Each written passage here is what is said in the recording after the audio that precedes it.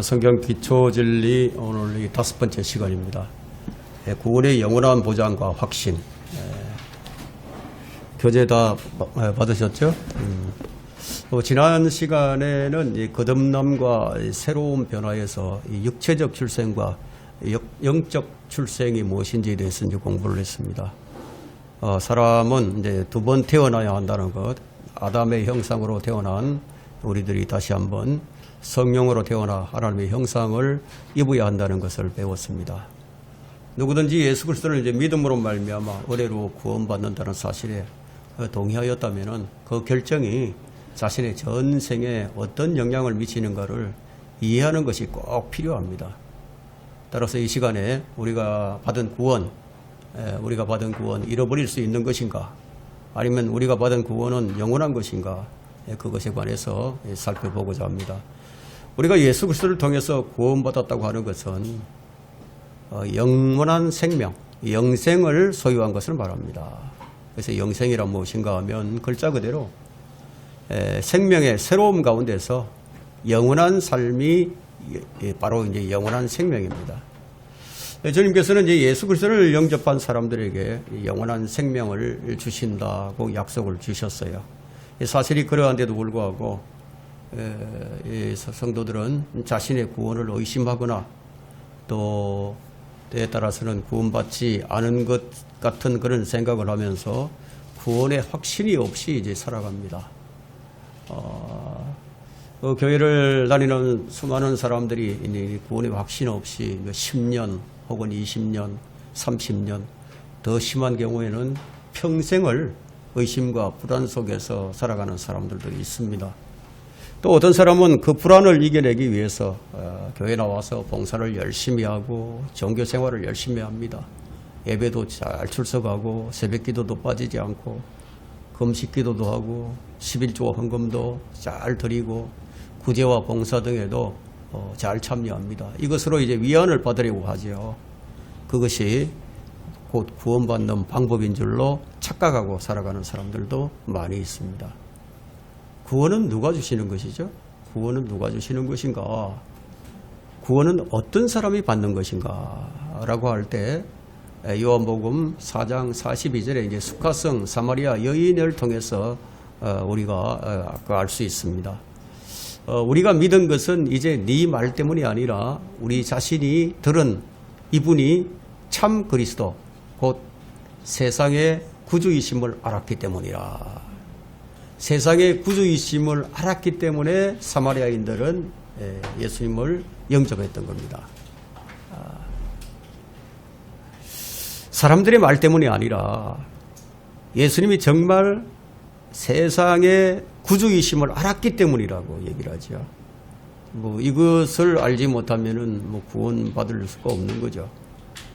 구세주란 무엇인가 하면 구원자를 말하는 거예요. 구원자. 예수님이 세상의 구주라고 했어요. 따라서 구원은 세상에서 건져냄을 받는 것입니다. 세상과 세상에 속해 있으면 이제 불에 타서 영원히 멸망할 수밖에 없죠. 그래서 세상에서 이제 건져냄을 이제 받아야 하는데, 예를 들어서 만일 이제 여러분들이 태평양 한가운데 이제 빠져 있다고 한번 가정을 해봅시다. 그때 누군가가 여러분에게 와서 쉽게 수영을 할 수 있는 방법을 수영을 잘할 수 있는 그 방법이 적혀 있는 책을 여러분들에게 주고 갔다고 생각을 한다면, 그럼 그가 구원자가 될 수 있겠어요? 구원자가 될 수 없죠. 또 누군가가 여러분에게 이제 거기서 헤쳐 나올 수 있도록 수영하는 방법을 보여주었다고 가정을 해봅시다. 그 사람도 역시 구원자가 될 수 없습니다. 하지만 어떤 사람이 배를 가지고 와서 여러분을 끌어올린 뒤에 여러분을 닦아주고 마른 옷을 주고 음식을 먹이고 육지로 데려가 해변에 올려놓지 않고 다시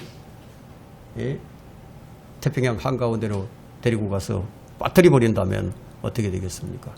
그 사람도 구원자가 될 수 없겠죠. 구원자는 어떤 사람인가 하면은 여러분을 물에서 끌어올린 후에 육지까지 안전하게 데리고 온 사람이어야 합니다. 마찬가지로 하나님께서는 우리에게 영원한 생명을 주신다고 약속을 하셨어요. 그리고 그 약속을 지키지 않거나 잊어버리신 적이 없어요. 오늘은 이제 구원에 관련해서 구원의 영원한 보장, 잃어버리지 않는 구원의 교리를 공부하고자 합니다. 첫 번째 우리가 살펴볼 것은 구원받은 사람은 자신이 구원받은 사실을 알 수 있습니다. 성경이 그것을 말하고 있기 때문에 디모데후서 1장 12절이라든가 로마서 8장 16절이라든가 로마서 8장 38절에는 구원받은 사람이 자신이 구원받은 것을 알 수 있는 거예요. 그럼 왜 구원이 자꾸 흔들리죠? 왜 구원이 자꾸 흔들립니까? 그가 구원받지 못했기 때문이죠. 그죠? 아니면 구원받았지만 하나님의 말씀에 무지해서, 아니면 마귀에게 속임을 당했기 때문에. 그럼 여러분 가운데 구원을 확신하지 못하는 사람이 있어서는 아니 되겠죠. 그죠? 디모데후서 1장 12절에는 그런 연유로 내가 이러한 고난을 당해도 부끄러워하지 아니하노니 이는 내가 믿은 분을 알고 내가 믿은 분을 알았다는 거예요. 내가 위탁한 것을 그날을 대비하여 그분께서 능히 지키실 줄을 확신함이라. 그날을 대비하여. 그날이 어떤 날입니까? 몸의 구속의 날이죠. 내가 믿은 분을 알고, 바울은 믿을 때 자신을 그리스도께 온전하게 위탁을 했기 때문에, 그래서 몸의 구속의 날까지 그분께서 능히 자신을 지켜주실 것을 확신을 했어요. 이것이 전적인 신뢰죠. 바울은 자신의 혼을, 자신을 온전히 주님께 맡긴 거죠. 그래서 바울은 구원의 보장을 이렇게 얘기합니다. 그 로마서 8장 38절을 한번 살펴보도록 하겠습니다. 로마서 8장 38절.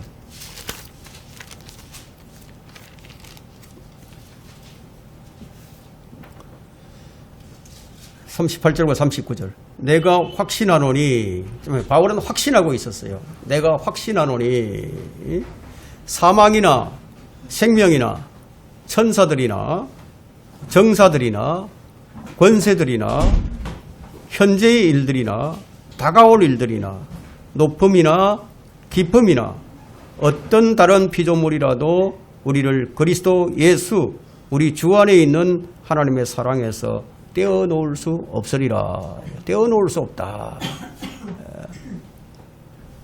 그렇다면 구원받은 사람은 자신이 구원받았다는 사실을 어떻게 확신을 하고 어떻게 알 수 있느냐. 그것은 로마서 8장 16절 한번 보세요. 8장 16절.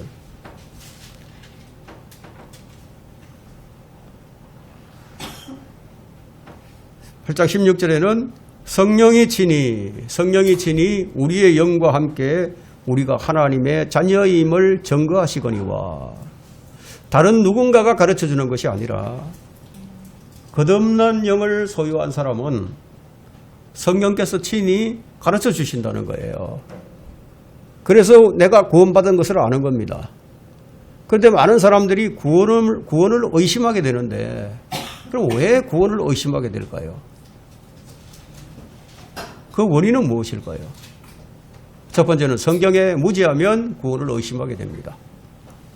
구원받은 그리스도인은 자신이 소유한 영생에 대해 예수 그리스도께서 어떻게 내게 영생을 약속했는지 성경을 통해서 알아야 합니다. 그렇지 못할 때 이제 의심을 하게 되는 거예요. 성경을 올바로 알지 못할 때 자신의 구원관이 이제 흔들립니다. 왜 그러냐면 성경에는 구원을 잃어버릴 수 있다는 구절들과 구원을 이루어야 한다는 구절들이나 끝까지 견뎌야 구원을 받는다는 구절들이 있기 때문이란 말이에요. 그래서 이 구절들이 어떤 대상을 두고 한 말인지, 어느 시대에 적용할 말씀인지 올바로 구분해야 자신의 구원이 흔들리지 않게 됩니다. 두 번째는 자신의 선한 생활에 의지할 때 자신이 받은 구원을 의심하게 됩니다. 자신의 구원은 오직 믿음으로 말미암아 하나님의 은혜로 받는다는 사실을 알고 어떤 행위나 어떤 선행으로 구원에 이르겠다는 이 착각에서 벗어나야 합니다. 오늘날 많은 사람들이 이런 착각 속에 빠져 있죠. 세 번째는 구원받았다는 사실을 감정에 의지하기 때문에 그래서 구원을 의심하게 됩니다. 감정은 기복이 심하잖아요. 그죠? 체험을 중시하는 경우, 또한 성령 체험을 중시하는 경우, 병고침이나 어떤 느낌을 중시하게 될 때 구원이 흔들리는 거예요. 그래서 마귀는 사람의 감정 또는 이제 건강의 문제, 사업의 문제, 가정의 문제 등을 구원과 연관시켜 그 사람으로 하여금 구원받지 않은 것 같은 그런 느낌을 주는 거예요. 그렇게 해서 자신의 구원에 대한 의심을 일으키고 그 사람을 절망의 늪에 빠지게 만듭니다. 또 어느 때는 자백을 해도 여전히 죄가 남아있는 것처럼 느껴지게도 만들어요. 자신이 구원받지 못한 것은 아닐까 라고 하는 두려움에 빠져들게 되죠. 그러나 구원은 양심이나 감정이나 이 선행이 아니라 오직 주 예수 그리스도의 은혜로 인한 것임을 믿고 알아야 합니다. 그저 값없이 주시는 것인 것을 알아야 되죠. 영생은 이제 하나님께서 주시는 것이지만 누구나 영생을 다 소유하는 것은 아니죠. 하나님의 아들을 믿는 자들에게만 영생을 주십니다. 오직 믿음으로 하나님의 은혜로 구원받는다는 것은 이 교회 시대에 정해져 있는 법칙이에요. 그래서 로마서 3장 3절과 4절에는 이렇게 말하고 있죠. 어떤 자들이 믿지 아니하였다면 어찌하겠느냐. 그들의 믿지 아니함이 하나님의 신실하심을 무효화시키겠느냐. 결코 그럴 수 없느니라. 하나님의 신실하심을 무효화시키겠느냐. 결코 그럴 수 없다고 얘기하고요.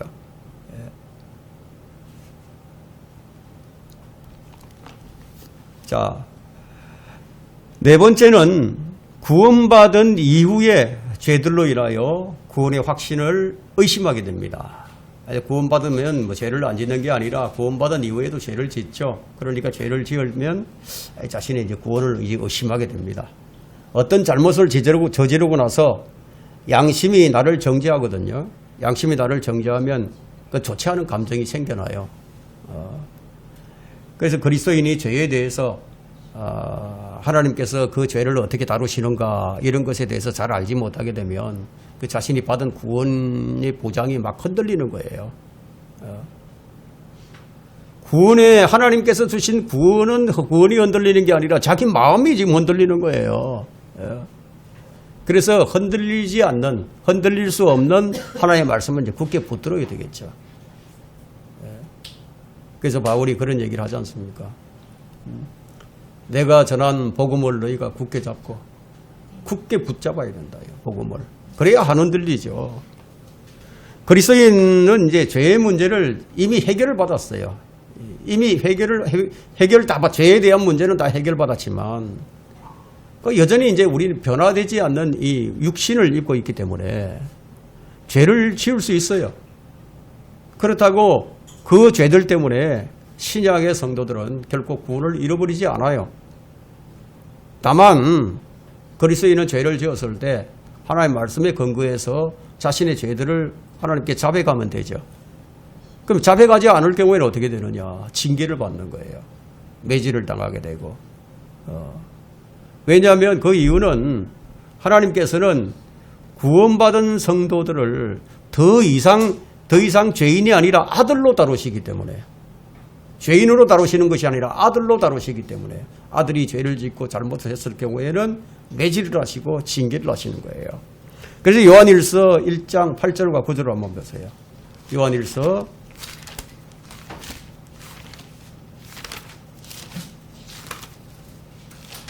1장 8절과 9절에 만일 우리가 우리에게 아무 죄도 없다고 말하면 우리 자신을 속이는 것이요 우리가 진리 안에 있지 아니하나 우리가 우리의 죄들을 자백하면 그는 신실하시고 어려우셔서 우리의 죄들을 용서하시며 모든 불의에서 우리를 깨끗하게 하시느니라. 자백을 해야 되겠죠. 징계를 받을 때는 우리가 어떤 징계를 받겠냐? 우리 몸에 대한 징계를 받는 거예요. 몸에 대한 징계. 우리가 어떤 우리 혼에 대한 징계를 받는다거나 우리 영에 대한 징계를 받는 게 아니라 우리 육신에 대한 부분들, 이런 부분들에 대해서 이제 징계를 받게 됩니다. 그리고 히브리서 12장 6절에는 주께서 그의 사랑하시는 자를 징계하시고 그가 받으시는 아들마다 매질하시느니라. 이 말씀에 비추어 볼 때 구원받은 것은 자신이 알 수 있어요. 성경은 이것을 우리가 스스로 확신을 할 수 있다고 말씀하고 있거든요.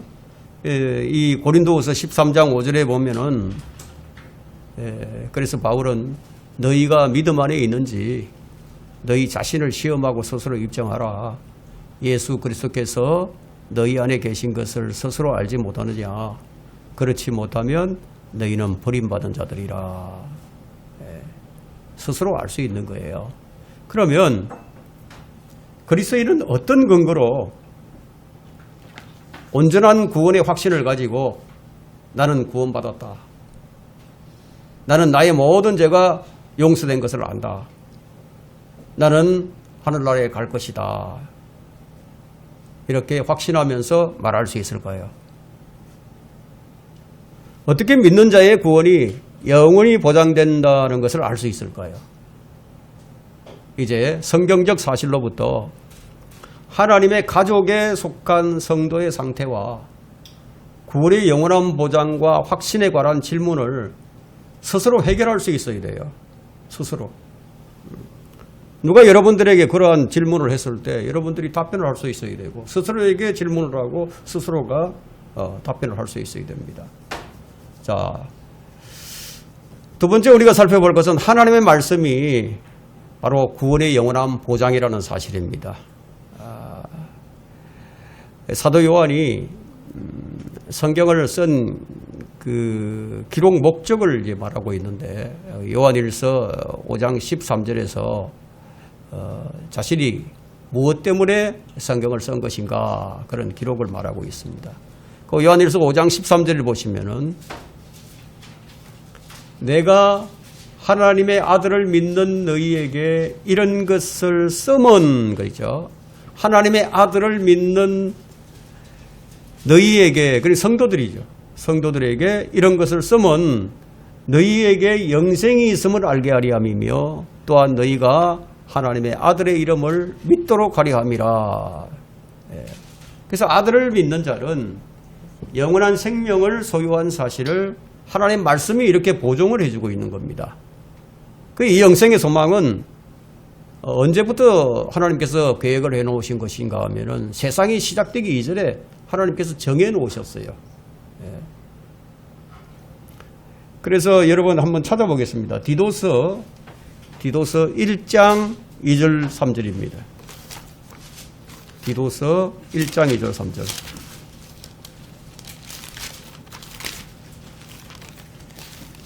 디도서 1장 2절과 3절.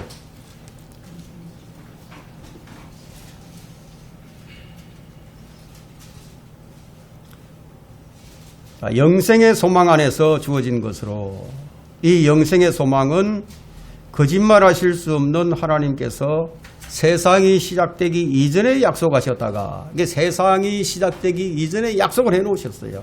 그런데 언제 나타나게 되느냐? 때가 되어 3절에 보면 때가 되어 그의 말씀을 복음 전파를 통해서 나타나셨는데 세상이 시작되기 이전에 이 계획하시고 약속하셨던 이것이 때가 되어서 바로 예수 그리스도가 때가 되어서 이 땅에 오신 것처럼 때가 되어서 그의 말씀을 복음 전파를 통해 나타나셨는데 이 일은 우리 구주 하나님의 명령에 따라 내게 맡겨진 것이라 이렇게 말하고 있죠. 그죠?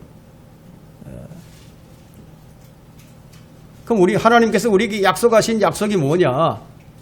세상이 시작되기 이전에 우리에게 약속하신 것이 뭐냐? 그것은 요한일서 2장 22절에 보니까 그가 우리에게 약속하신 약속은 이것이니 곧 영원한 생명이라. 영원한 생명. 영원한 생명을 주실 것을 약속을 해놓으신 거예요. 2000년 전 예수 그리스도께서 흘리신 보혈로 우리의 죄를 깨끗하게 하시는 구주이심을 우리에게 믿으라고 말씀하고 있죠. 이 믿음에 근거하여 우리가 구원을 받는 것이고 그 말씀이 구원의 영원한 보증을 이루는 근거가 되는 겁니다. 자, 세 번째는 이제 하나님의 은혜가 구원의 영원한 보장에 대한 증거입니다. 하나님의 은혜. 여러분, 은혜란 무엇입니까? 값없이 주어지는 것을 말하죠. 은혜라는 것은 뭐 자격이 없는데 내가 받을 아무런 공로도 없는데 값없이 받는 것을 말해요.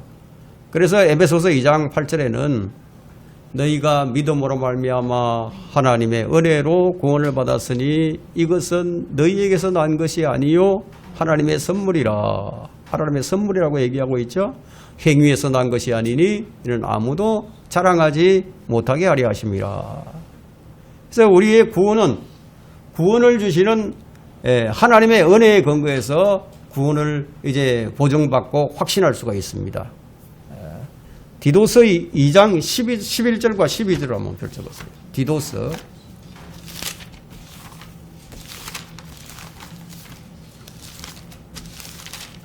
성경이 이렇게 구원의 보장에 관해서 말씀을 하고 있는데도 불구하고 구원의 확신 없이 이 교회를 다니고 확신 없이 신앙생활을 한다는 것이 얼마나 이제 불행한 일인가를 우리가 이제 알아야 합니다. 디도서 2장 11절과 12절. 자, 이는 구원을 주시는 하나님의 은혜가 모든 사람에게 나타나서 우리를 가르치시되 불경건과 세상 정욕들을 거부하고 우리로 신중하며 의롭고 경건하게 이 현 세상을 살아가게 하시며 이런 말씀이 있어요.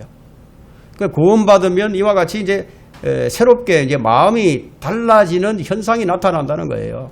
그래서 이런 현상들을 통해서 내가 구원받았구나. 이렇게 확신을 할 수 있게 됩니다. 받은 구원을 스스로 포기한다고 우리가 받은 구원을 잃어버리게 할 수는 없어요. 왜냐하면 그 구원은 우리가 행위로 받은 것이 아니기 때문에 그냥 하나님의 선물이기 때문에 하나님께서 뭐 구원을 선물을 주셨다가 뺏어가고 뭐 이러시는 분이 아니잖아요. 여러분 선물을 줬다가 선물 다시 뺏어가는 그런 사람이 있어요? 그런 사람은 없죠. 하나님께서도 그렇게 하지 않아요. 그래서 로마서 11장 6절에는 이렇게 말씀합니다. 은혜로 된 것이면 더 이상 행위가 아니니 그렇지 아니하면 은혜가 더 이상 은혜가 아니니라.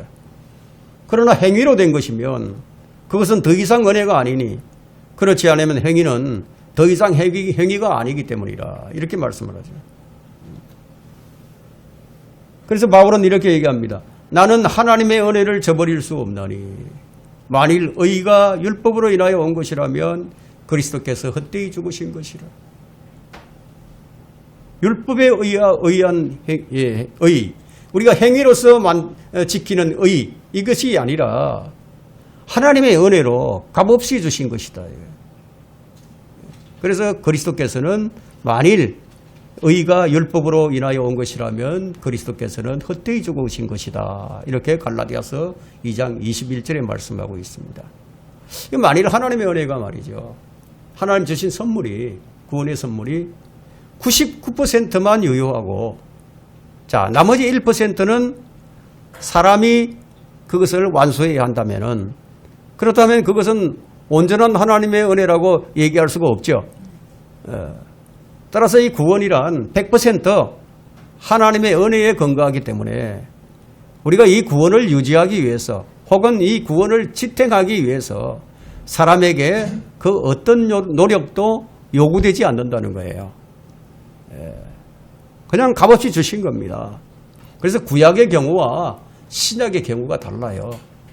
이것을 알지 못하면 구약에 갔을 때는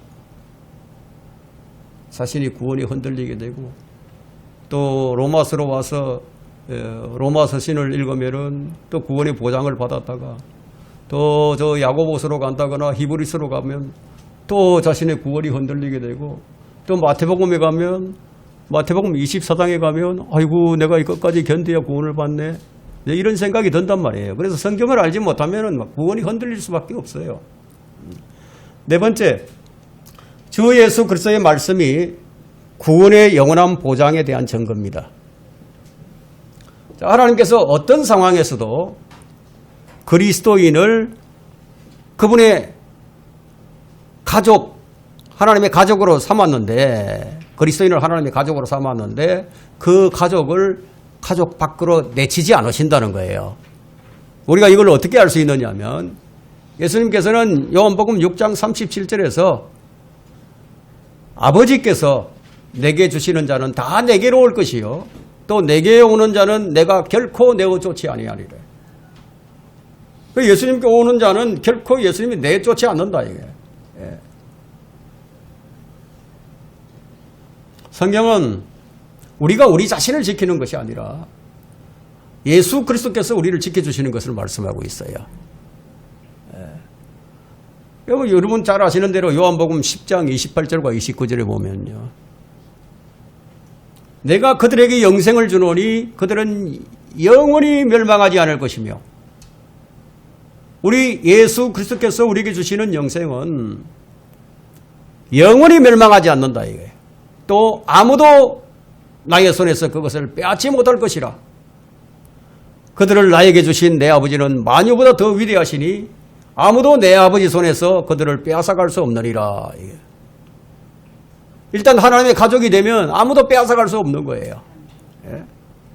자, 이 구절은, 이런 말씀은 구원의 보장을 명백하게 밝혀주는 구절입니다.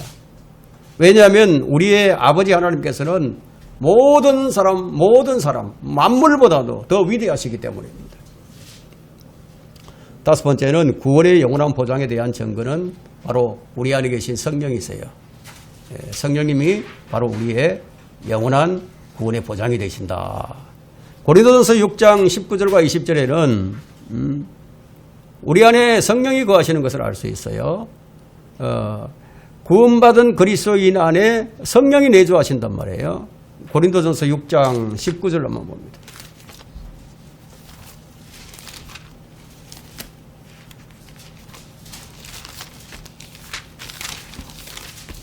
고린도전서 6장 19절과 20절. 또한 너희 몸은 너희가 하나님으로부터 받은 바 너희 안에 계신 성령의 전인 것을 알지 못하느냐. 성령이 우리 안에 계신다, 이게. 성령의 전인 것을 알지 못하느냐. 너희는 너희 자신의 것이 아니니라. 너희는 값을 치르고 산 것이니 그러므로 하나님의 것인 너희 몸과 너희 영으로 하나님께 영광을 돌리라. 하나님의 것인, 하나님의 것으로 우리는 하나님께 영광을 돌리는 거예요. 이 세상에 속한 것으로 하나님께 영광을 돌리는 것이 아니고 하나님께 속한 것으로 우리가 하나님께 영광을 돌립니다. 그래서 내주하시는 성령께서는 구약 시대와 같이 뭐 잠깐 사람에게 들어오셨다가 또 떠나가시고 뭐 이러는 것이 아니라 영원히 거하시기 때문에, 그래서 우리는 구원을 확신할 수 있어요. 예수님께서 요한복음 16장 16절에서 말씀하시기를 그분께서 또 다른 위로자를 너희에게 주시리니 그가 너희와 함께 영원히 거하시리라. 떠나지 않는다는 거예요. 뭐 죄를 지으면은, 내가 그리스도인이 죄를 지으면 성령께서 떠나셨다가 또 죄를 자백하고 용서받으면 또 성령께서 들어오시고 이러는 게 아니라는 거예요. 영원히 거하신다는 겁니다. 따라서 성령이 내주하시는 성도는 해야 할 의무가 있어요. 어떤 의무가 있느냐. 우리 안에 계신 하나님의 영을 슬프게 만들지 않아야 된다, 이거예요. 그래서 에베소서 4장 30절에 이렇게 말씀합니다. 하나님의 거룩한 영을 슬프게 하지 말라. 너희가 그로 인해 성령으로 인해 몸의 구속의 날까지 인치심을 받았느니라. 우리는 성령의 보정을 받았어. 그래서 우리는 구원의 영원한 보장을 부활장에 대한 증거를 가지고 있는 거예요.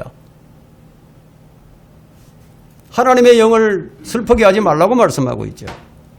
그리스도인의 구원은 성령으로 다시 태어난 출생이에요. 출생. 이건 출생이에요. 사람이 어떤 부모에게서 태어났어. 그 아버지와 어머니가 있어. 그러면 아버지와 부모와 자식의 관계가 성립이 되잖아요. 예. 이건 무엇으로도 다룰 수가 없는 거예요. 그렇죠? 성령으로 태어난 것도 마찬가지예요. 하나님께로부터 태어나면 그건 무엇으로도 다룰 수가 없어. 그냥 하나님의 아들이야. 영원히. 예. 그래서 이 출생이다. 우리는 하나님의 아들로 불리게 됐습니다. 새롭게 태어났으니까. 예. 자식이 아무리 잘못을 범해도 자식이 아닐 수 없듯이 성령으로 태어난 사람도 그와 같다는 겁니다. 찰스 스펄전 목사님은 이런 얘기를 한 적이 있습니다. 저는 성도들의 끊임없는 노력을 믿지 않습니다. 저는 다만 주님께서 성도들을 보존하심을 믿습니다. 예. 오늘날 많은 사람들이 열심히 노력을 해서 천국에 가겠다고 생각하는 사람들이 얼마나 많은지 몰라요. 그래서 물어보면 열심히 노력하고 있습니다. 노력해야죠. 이런 얘기를 해요. 예? 찰스 스펄전은 뭐라고 얘기합니까? 다만 주님께서 성도들을 보존하심을 믿습니다. 성도들의 끊임없는 노력은 믿지 않습니다. 이런 얘기를 한 거예요. 성령께서는 성도의 구원의 영원한 보장을 약속을 해주셨습니다. 여섯 번째는 예수 그리스도의 사랑과 하나님의 능력이 구원의 영원한 보장에 대한 증거입니다. 교회 시대에 구원받은 성도는 그의 구원을 잃어버리게 할 수 있는 어떤 다른 것이 결코 있을 수가 없어요. 그래서 사도 바울은 이렇게 밝히고 있죠. 우리가 한번 찾아서 읽어보겠습니다. 로마서 8장 33절. 로마서 8장 33절부터 봅니다. 아무도 협의를 씌울 수가 없어. 아무도 정죄할 수가 없어요. 한번 보겠습니다. 33절, 로마서 8장 33절. 하나님께서 택하신 자들에게 누가 협의를 씌우리요? 의롭다 하시는 분은 하나님이시니라. 누가 정죄하리요? 죽었다가 다시 살아나신 분은 그리스도라. 그분은 또한 하나님의 오른편에 계셔서 우리를 위하여 중보하시느니라. 누가 우리를 그리스도의 사랑에서 떼어놓을 수 있으리요? 환난이나 공경이나 박해나 기근이나 헐벗음이나 위험이나 칼이랴. 기록된 바와 같으니 우리가 주를 위하여 온종일 죽임을 당하였으며 도살당할 양으로 여김을 받았나이다 라고 하였느니라. 그러나 이 모든 일에서 우리를 사랑하시는 그분으로 말미암아 우리가 이기는 자들보다 더 나으니라. 어떤 이겨야 할 자들이 있는 거죠. 노력을 해야 하는 자들이 있단 말이에요. 우리가 그들보다 더 낫다는 얘기입니다. 그리고 구약시대 사람들보다 우리가 훨씬 더 낫고 환란시대 사람들보다 우리가 훨씬 더 낫다는 거예요. 그래서 38절에 보니까 내가 확신하노니 사망이나 생명이나 천사들이나 정사들이나 권세들이나 현재의 일들이나 다가올 일들이나 높음이나 기쁨이나 어떤 다른 피조물이라도 우리를 그리스도 예수 우리 주 안에 있는 하나님의 사랑에서 떼어놓을 수 없으리라. 여러분 이 말씀을 믿으면 구원이 흔들리겠어요? 안 흔들리겠어요? 흔들릴 수 없죠. 이 말씀을 믿으면. 안 믿으면 흔들리는 거죠. 우리가 구원받아 하나님의 아들이 된 이상, 자, 하나님께서 우리의 아버지라는 사실과 우리가 하나님의 가족이라는 사실은 우리 영원토록 결코 변할 수 없는 거예요. 왜냐하면 우리는 그분의 씨로 태어났기 때문에. 자, 우리는 이 나라를 떠나서 외국에 나갈 수도 있죠. 심지어는 아버지와 자식의 관계를 부인할 수도 있어요. 심지어는 우리 이름을 바꿀 수도 있어요. 아버지를 보지 않을 수도 있어요. 아버지를 생각하지 않을 수도 있어요. 그러나 그분이 아버지라는 사실은 결코 변함이 없죠. 그리스도인과 하나님 아버지의 관계도 이와 마찬가지라는 겁니다. 예? 하나님께서 나의 아버지라는 사실은 변함이 없다. 예? 영원한 생명은 미래에 받을 약속이 아니라 거듭난 성도들이 지금 현재 소유하고 있는 거예요. 이 영원이란 말은 짧은 기간을 의미하지 않습니다. 영원한 생명은 영원히 지속되는 생명을 의미하는 거예요. 우리가 영생을 받았어요. 그럼 우리 영생이 영원히 지속된다는 겁니다. 그래서 영원이라는 단어는 하나님과 연관해서 쓰는 단어예요. 영원은 하나님의 속성이죠. 영원부터 영원까지 계시는 분. 이 영원한 생명은 하나님이신 예수 그리스도께서 가지고 계신 것이고요. 하나님 아버지, 하나님 자신이 영원하시기 때문에 그분을 영접한 거듭난 성도들의 생명 역시 영원해진다는 겁니다. D.L. 무디 목사님께서 이 복음전도 집회를 하다가 그 현장에서 일어난 일인데, 한 성도가 이제 집회가 끝난 뒤에 무디 목사님이 찾아와서 이제 이런 얘기를 합니다. 나는 확실하게 회심을 했는데 아직 구원의 확신을 얻지 못했어요. 이런 얘기를 합니다. 아무래도 목사님, 제가 이 믿음이 참 적은 것 같아요. 그러니까 무디 목사가 이제 그 사람에게 말하기를, 당신이 이제 믿음을 가지지 못하게 하는 그 자가 누구입니까? 이렇게 물었어요. 예? 당신이 믿음을 가지지 못하게 하는 자가 누구입니까? 당신은 예수 그리스도를 의심합니까? 그가 뭐라고 얘기하면, 그렇진 않아요. 나는 예수 그리스도를 믿습니다. 이렇게 얘기를 한단 말이에요. 그러자 무디가 그에게 뭐라고 얘기했겠습니까? 당신을 구원한 것은 당신 자신이 아니에요. 당신을 구원해 주시는 분은 사람이 아니에요. 당신이 예수 그리스도를 의심하지 않는다면 그럼 그분께 당신 자신을 온전히 맡기세요. 그런 말을 했어요. 이것이 유일한 방법이죠. 그죠? 구원의 확신은 예수 그리스도를 신뢰하고 그분께서 나를 데리러 오실 것이라는 걸 믿고 그분께서 내게 영생을 주신다고 약속한 사실을 내 자신의 의지와 믿음으로 고백할 때 생기는 거란 말이에요. 하나님께서는 예수 그리스도의 몸 안으로 들어온 거룩한 하나님의 자녀들로부터 영원한 생명을 빼앗아가는 경우는 신약에서 단 한 번도 없었어요. 결론적으로 그리스도인의 구원은 영원하다. 그러나 사탄은 어떻게 할 것 같았어요? 사탄이 어떻게 할 것 같아요? 구원의 확신을 의심하게 만들죠. 그래서 마음속 한 곳에서 내가 정말 구원받은 것이 확실한가? 확실하지 않은 것 같은 막 이런 생각을 이제 갖게 만들어요. 그러나 이러한 생각은 그리스도인의 기쁨과 영적 성장과 기도와 평안을 빼앗고 방해하려는 사탄의 술책이란 말이에요.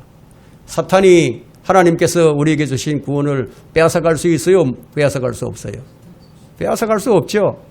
어떤 피조물이라도 하나님의 사랑에서 떼어놓을 수 없다고 말씀하셨기 때문에. 근데 이러한 의심이 자꾸 든단 말이에요. 이런 불안한 생각이 든단 말이에요. 어떤 때 이런 생각이 들까요? 그리스도인이 죄와 연루에 있을 때, 또한 직접적으로 죄를 짓게 되었거나, 아니면 그 죄에 대해서 내가 소극적으로 대처했을 때, 그때 이제 그런 일들이 이제 생기게 되죠.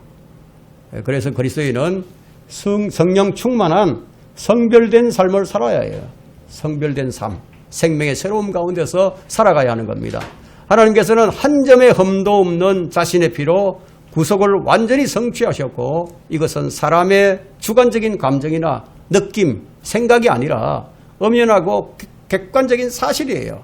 이 사실에 대한 믿음이 사람들을 하나님의 자녀가 되게 하고, 이 믿음이 그 사람의 생각과 느낌을 좌우한다는 거예요. 결코 인간적인 생각이나 느낌이 하나님의 말씀과 믿음, 이 믿음을 좌우하거나 무효화시킬 수 없다는 겁니다. 그래서 영원한 구원은 사람의 생각이나 느낌의 영향을 받지 않는다는 거예요. 가변적인 개인의 생각이나 느낌보다는 우리는 진리의 말씀인 성경을 더 신뢰해야 됩니다. 성경 말씀만을 신뢰하는 사람들을 성경대로 믿는 사람들이라고 얘기를 하죠. 성경대로 믿는 믿음을 소유한 사람은 구원의 영원한 보장에 확신함으로써 참된 평안을 누리고 하나님을 기쁘시게 하고 하나님을 섬길 수가 있는 거예요. 오늘 여기까지 합니다.